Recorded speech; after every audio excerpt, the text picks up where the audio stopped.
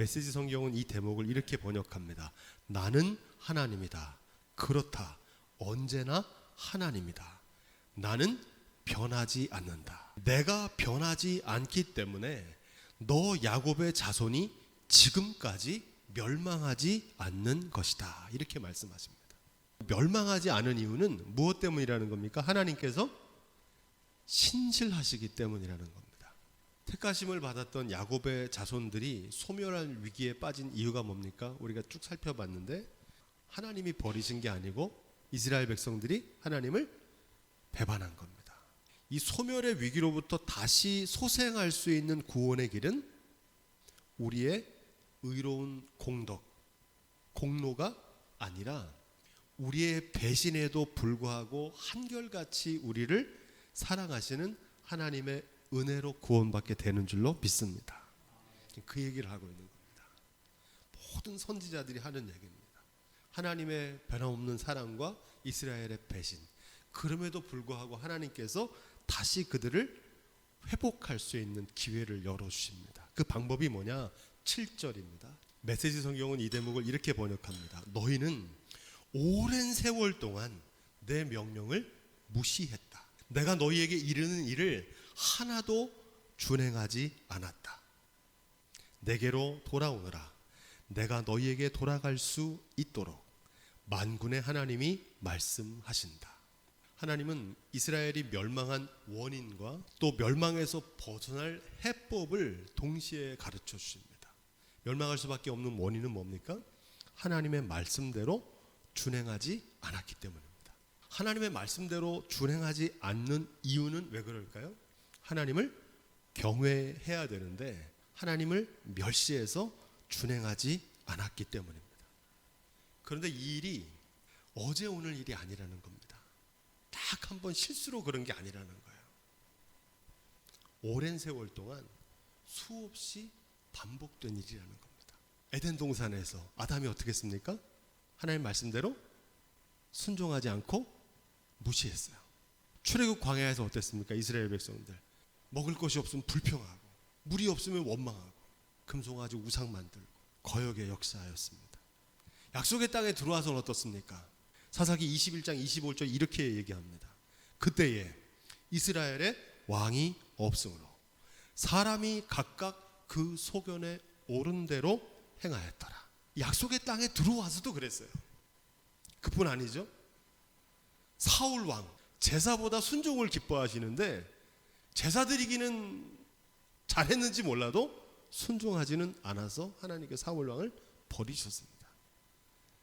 다윗 한 사람만 하나님을 온전히 따랐고 그 아들 솔로몬은 어땠습니까? 늙어서 훗날에는 하나님을 저버리고 우상을 쫓아갑니다. 솔로몬의 뒤를 이었던 열왕들 말씀대로 준행하지 않은, 한마디로 이스라엘의 역사는 반역의 역사였습니다. 하나님께서 이런 이스라엘 백성들에게 해법을 제시하시는데 그 해법은 단순합니다. 한번 따라해 보겠습니다. 내게로 돌아오라. 이 돌아오라는 말을 다른 말로 바꾸면 회개라고 합니다. 하나님께로 돌아오라는 겁니다. 말씀대로 준행해야 되는데 준행하지 않은 거잖아요. 그래서 이 회개하라는 말은, 돌아오라는 말은 어디로 돌아오라는 거냐면 말씀으로 돌아오라는 얘기입니다. 멋대로 소견대로 살던 삶에서 말씀대로 사는 삶으로 돌이키는 게 회개인 줄로 믿습니다. 회개는 단순히 내가 실수한 거, 잘못한 거 반성하고 뉘우치는 게 아닙니다. 회개는 하나님의 말씀으로 돌이키는 겁니다. 왜 돌이켜야 되느냐? 욕심이 잉태하면 뭐를 낳습니까? 죄를 낳고, 죄가 장성하면 사망에 이르잖아요. 소멸하게 되는 거죠. 이 반대되는 게 뭐냐면 말씀에 이끌려 사는 것을 뭐라고 그러냐면 죄의 반대가 되는 이걸 의라고 하고, 의의 열매는 뭡니까? 생명입니다. 생명. 사는 길이에요. 이게 구원입니다. 회개는 뭐냐? 욕심에서 말씀으로 바꾸는 겁니다. 그러면 죄에서 의로 옮겨지고 사망에서 생명으로 구원받게 되는 줄로 믿습니다. 이게 회개입니다. 삶의 방향을 바꾸는 거예요. 이 삶의 방식의 변화가 회개입니다. 이 회개가 저와 여러분들 가운데도 있기를 주님으로 부탁을 드립니다. 7절 하반부에 너희가 이르기를, 하나님께서 돌아가라고 그러니까 이스라엘 백성들이 뭐라고 그러냐면 우리가 어떻게 하여야 돌아가리까 하도다 이렇게 말합니다. 얼핏 보면 하나님께 회개할 방법을 묻는 것 같잖아요. 근데 아닙니다. 말라기서를 쭉 보면 도대체 우리가 무슨 큰 잘못을 졌다고 자꾸 회개하라고 하시냐는 겁니다. 하나님께 따지는 항변입니다. 왜 이렇게 이해할 수 있냐면 말라기 1장 7절에 보면 메시지 성경이 이렇게 번역합니다. 너희 제사장들이 나를 멸시한다. 그러나 너희는 말한다. 그럴 리가요. 저희가 어떻게 주님을 멸시한단 말입니까? 이게 무슨 얘기입니까? 하나님이 하시는 말씀 인정할 수 없다는 겁니다. 회개를 촉구하시는 하나님 앞에서 죄를 자복해야 되는데 죄를 부인하는 겁니다. 그러니까 뭘 잘못했는지를 아직 모르는 겁니다. 한마디로 돌이켜서 회개하지 않겠다는 말입니다. 이스라엘이 멸망한 이유는 하나님의 사랑이 부족해서가 아닙니다. 변함없는 사랑에도 불구하고 회개치 않는 이스라엘의 완고함 때문입니다. 이 완고하다는 게 무슨 뜻입니까? 고집스럽다는 겁니다. 죄 때문에 망한 게 아니라 죄를 회개하지 않는 완악함 때문에 망한 겁니다. 이스라엘이 끝까지 용서받지 못하고 소멸한 이유는 하나님이 변한 게 아니고 이스라엘이 자신의 죄를 회개하지 않았기 때문입니다. 성경은 하나님의 사랑으로 구원받은 사람 얘기도 있지만 하나님도 구제불능인 사람들이 있어요. 하나님의 사랑으로도 어쩔 수 없는 사람들에 대한 기록입니다.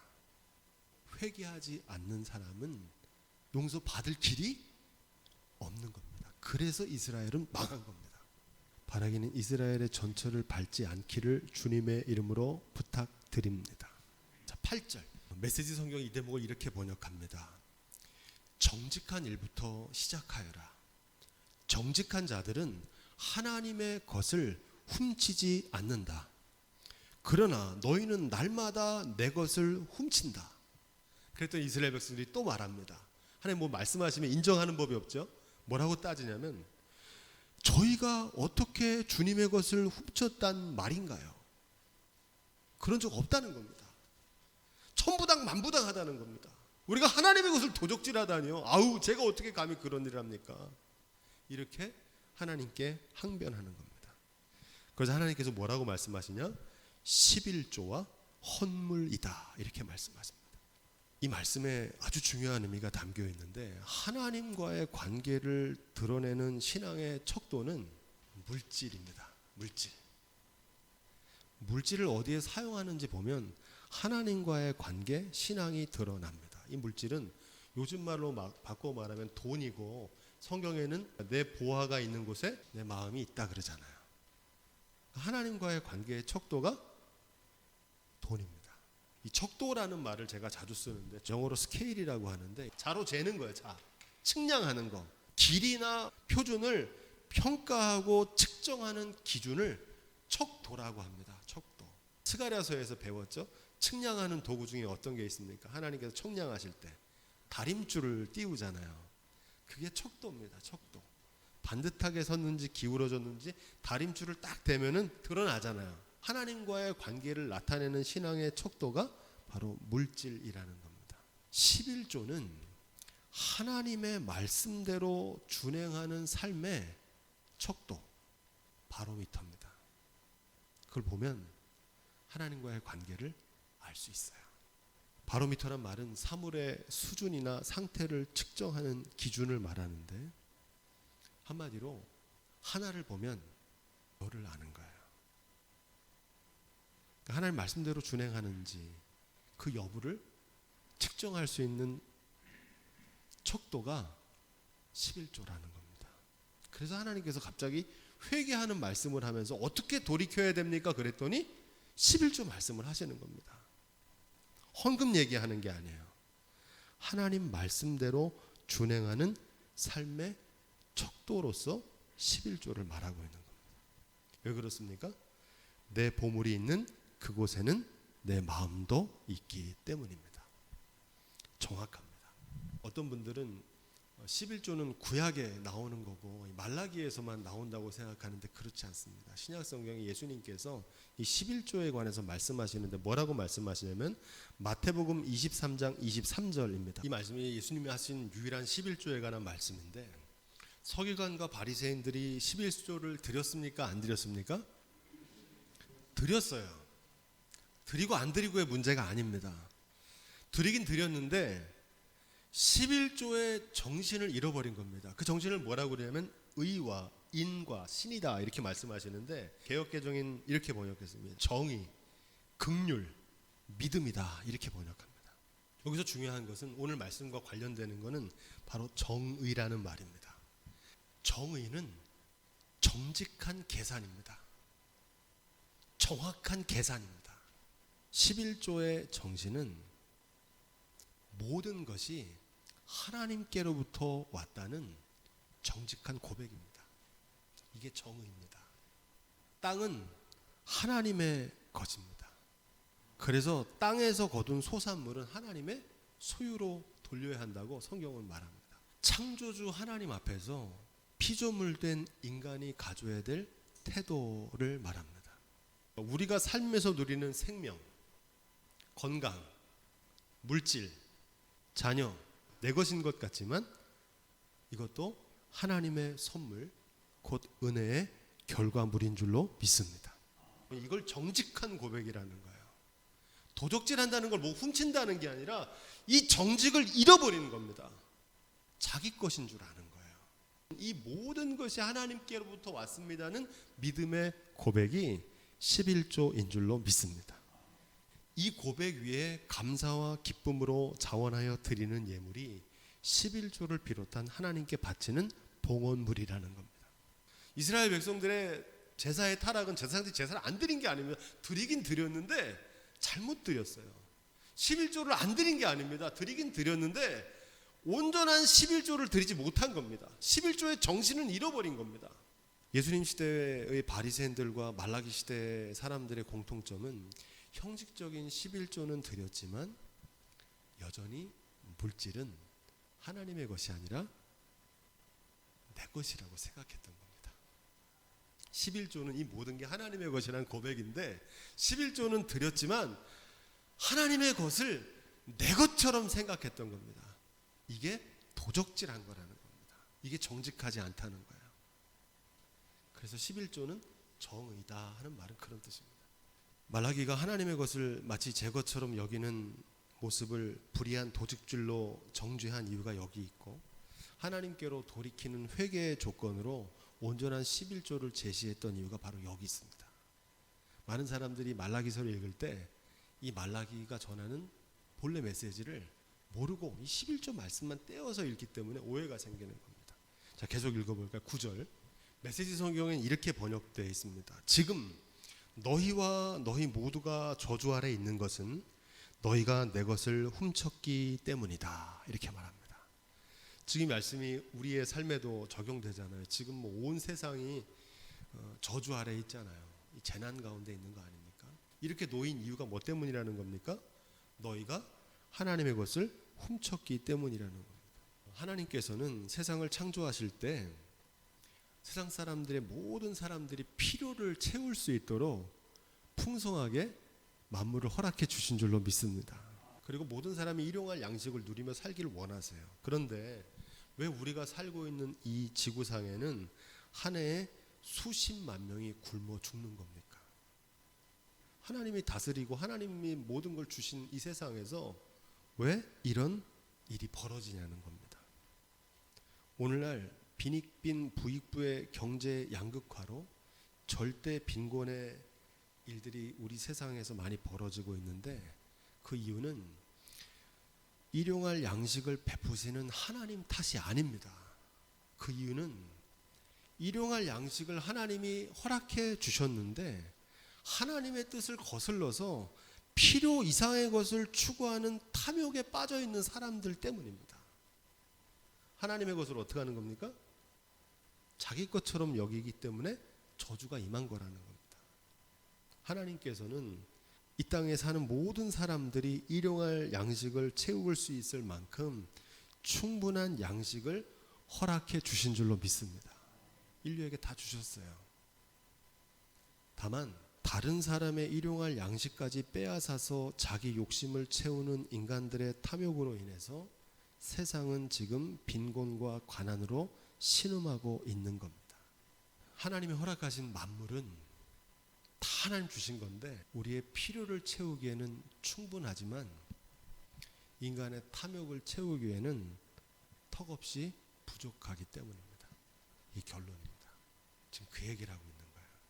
하나님의 무능함이 아니라 우리가 하나님을 거역하고 불순종했기 때문에 저주가 임한 거라는 겁니다. 그래서 그리스도인들의 사명은 나를 위해서 일용할 양식을 구하는 일도 하나님께 해야 되지만 모든 사람들에게 일용할 양식을 얻게 하는 하나님의 뜻을 이루기 위해서도 최선을 다해야 됩니다. 그래서 11조의 두 번째 정신이 긍휼인 겁니다. 긍휼. 다른 사람들을 돌보고 나눠야 되는 거예요. 돌아봐야 되는 거예요. 10절부터 12절 이 말씀이 저와 여러분들의 삶과 가정과 교회에 이루어지기를 주님으로 축원드립니다. 예수님께서는 11조의 정신을 말하면서 세 번째를 뭐라고 그러시냐면 첫 번째는 정이고 두 번째는 긍휼이고 세 번째가 믿음이다. 11조의 정신은 믿음이다 이렇게 말씀하십니다. 어떤 믿음이냐? 하나님을 경외하고 말씀대로 준행하는 이들에게 하나님께서 반드시 축복으로 보답하신다는 언약에 대한 믿음입니다. 11조는 이 믿음으로 하는 겁니다. 성경은 말씀대로 준행하는 삶을 살면 거기에 따라오는 하나님의 축복을 누누이 강조합니다. 주일날 묵상했던 신명기도 그렇잖아요. 너희가 내 말을 듣고 준행하면 들어가도 복을 받고 나와도 복을 받을 거다. 그 준행하지 않으면 들어가도 저주를 받고 나와도 저주를 받을 거다. 아주 심플해요. 하나님 말씀대로 준행하면 하나님 말씀대로 준행하는 사람은 하나님께서 반드시 축복하신다는 것을 증명해 준 게 믿음의 조상 아브라함이잖아요. 11조는 그 믿음으로 하는 겁니다. 그래서 온전한 11조는 말씀대로 준행하는 삶의 척도가 됩니다. 어떤 분들은 우리가 읽은 이 말씀 10절부터 12절 말씀 참 멋있잖아요. 하나님께서 하늘의 보고를 열고 부어주시는지 안 주시는지 확인해 보라는 겁니다. 하나님께 손대는 것마다 복되게 하시겠다는 겁니다. 이 말씀을 물질적인 축복의 수단으로 11조를 오해합니다. 11조를 하나님께 잘 드리면 하나님께서 10배로 갚아주시고 100배로 갚아주신다. 그러니까 더 100배, 10배 받기 위한 수단으로 11조를 생각하는 분들이 있어요. 이건 오해입니다. 이 언약이 전하는 본뜻은 하나님께서 만복의 근원이시라는 겁니다. 할렐루야. 복을 누가 주시는 거예요? 하나님이 주시는 거라는 겁니다. 만물의 주관자, 물질의 주관자가 누구십니까? 하나님이시라는 말씀입니다. 이 말씀의 뜻은 하나님이 물질을 주관하신다는 거예요. 이것은 하나님의 통치, 하나님의 뜻이 이루어지기 위해서 거기에 최우선 과제를 두고 사는 사람들에게 만물의 주관자 되신 하나님께서 말씀하시는 확실한 보증입니다. 보증. 개런티라고 그러거든요. 보장하는 겁니다. 어떻게 보장하십니까? 하나님의 이름을 걸고 보장하는 겁니다. 하나님의 명예를 걸고. 먼저 그 나라와 그 의를 구하는 자들, 하나님의 말씀대로 준행하며 사는 사람들을 하나님께서 반드시 축복하겠다는 보장입니다. 할렐루야. 왜 이런 보장을 하실까요? 사람들이 못 믿거든요. 기독교는 언약의 종교입니다. 말씀의 종교고 언약을 준행하면 그 언약대로 축복하시는 약속 위에 세워진 신앙이 바로 기독교의 신앙인 줄로 믿습니다. 구약이라 그러고 신약이라 그러잖아요. 거기서 약이 언약이란 뜻입니다. 지난 2000년 동안 이 약속은 수많은 삶에서 성취되고 이루어졌습니다. 지금도 하나님께서는 이 언약을 믿고 준행하는 사람들에게 이 언약을 보증하신 대로 이루시는 줄로 믿습니다. 왜 그렇습니까? 이건 하나님이 뭘 걸고 하시는 거예요? 하나님의 이름을 걸고 만군의 여호와의 말이니라. 이게 안 이루어지면 누가 책임지시겠다는 거예요? 하나님께서. 이걸 이루셨기 때문에 지금 2000년이 지난 가운데도 기독교의 역사가, 기독교의 복음이 전파되는 곳마다, 교회가 세워지는 곳마다 말씀대로 사는 가정들, 나라들, 민족들을 하나님께서 이 언약대로 이루신 줄로 믿습니다. 근데 문제는 말라기 시대의 사람들은 11조를 드리면서도 이 사실을 못 믿었어요. 그래서 어떻게 드린 겁니까? 11조를 온전하게 못 드린 거예요. 하나님께서 이 보증을 어기실 줄 아는 거죠. 마태복음 6장 33절에 예수님께서 이렇게 말씀하십니다. 너희는 먼저 그의 나라와 그 의를 구하라. 삶의 우선순위를 두라는 겁니다. 11조는 우선순위예요. 우선순위. 왜 우선순위냐면 내가 다 쓰고 남은 거를 드리는 게 아닙니다. 먼저 그 나라와 그 의를 구하는 겁니다. 시간 나면 하겠습니다. 물질이 여유가 있으면 하겠습니다. 여건이 되면 하겠습니다. 이렇게 하는 게 아니에요. 먼저 그의 나라와 그 의를 구하는 겁니다. 그러면 어떤 일이 있습니까? 따라해 보겠습니다. 그리하면 이 모든 것을 너희에게 더하시리라. 아멘. 누가 더하시겠다는 거예요? 하나님께서. 먼저 그 나라와 그 의를 구하며 사는 사람은 하나님이 책임지시겠다는 보증입니다. 뭐를 걸고? 하나님의 이름을 걸고 명예를 걸고 하시겠다는 거예요. 오죽하면 이렇게 말씀하셨을까 싶어요. 그래도 못 믿더라고요. 더 심각한 건 체험하고도 못 믿는 사람들입니다. 그 복을 받고도 못 믿어요. 그 사람이 누굽니까? 그게 솔로몬이잖아요. 하나님께서 솔로몬에게 지혜도 주시고 구하지 않은 부도 주시고 명예도 주시고 영광도 다 주셨더니 그 하나님을 저버리고 우상을 쫓아갑니다. 받을 거 다 받고. 말년에 예수님께서도 삶의 우선순위를 하나님의 말씀에 두고 사는 이들에게 필요한 것을 친히 공급해 주시는 하나님의 신실하심을 말씀하셨던 겁니다. 말라기 시대의 신앙인들과 예수님 시대의 서기관과 바리새인들의 문제는 11조를 드리면서도 삶의 우선순위를 하나님보다 물질에 두고 살았던 겁니다. 내 소유의 넉넉함에 두고 살았던 거예요. 청직이라고 아무리 얘기해도 자기가 주인인 줄 알아요. 근데 이거 언제 알게 됩니까? 이 땅을 떠나는 날 알게 돼요. 확실하게.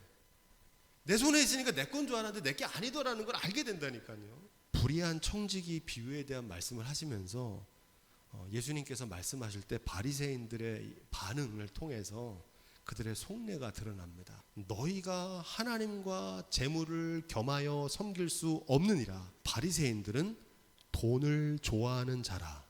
이 모든 것을 듣고 비웃거늘 이렇게 말합니다.